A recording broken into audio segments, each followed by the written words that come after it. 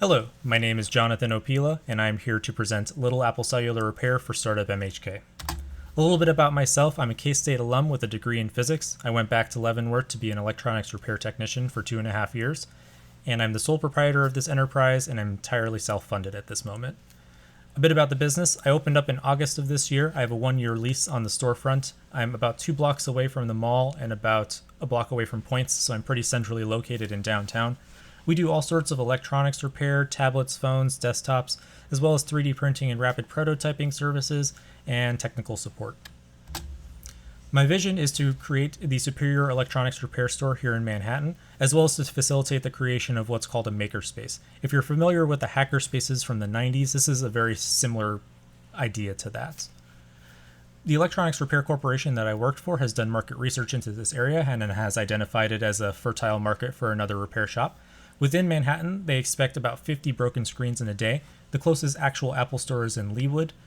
This makes the market for screen repairs about 1.5 million. The phone repair market, they estimate, increased by 9.3% in 2019, so that also shows how lucrative the market is.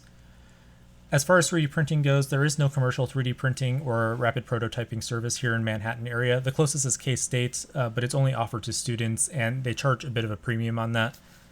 I've made about $60 profit from 3D printing right now. Some of it was from those touch the store hooks, $5 each, 10 of those, as well as other baubles and such that I've sold. But that makes up about 5% of the profit that I've made so far. Here are my financials. I won't get into the nitty-gritty of this, but you can see the assets that I have currently, as well as the profit that I've made and some of the costs that I have. Looking at some projections, and this will make more sense when I get to the graphs later, but I expect to exceed my monthly rent and utilities costs by about December, early January.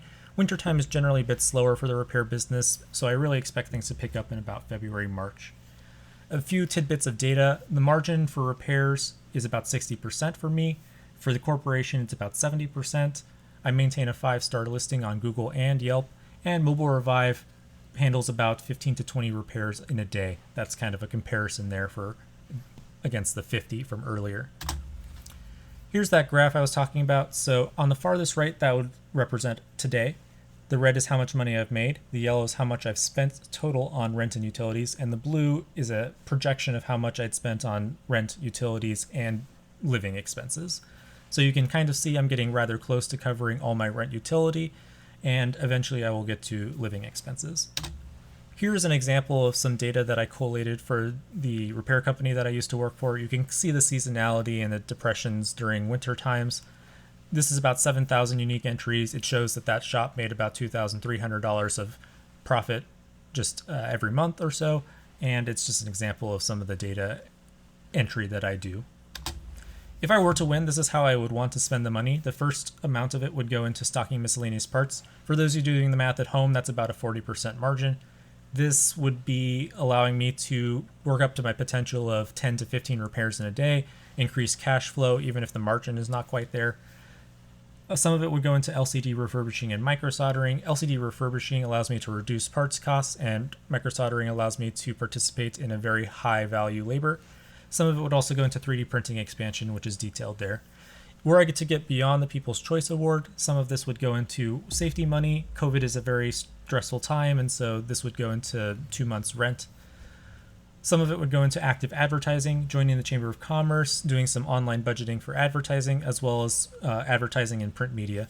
And then the last bit would go into making a real makerspace, someplace where people can sit, go to soldering stations, have tables and such, and facilitate this sort of spirit of invention where someone can go in and try to create something. With that, I thank you. I know my vision is different, but I'm very excited to be able to present this to you, and I hope you take it under consideration. Much appreciated.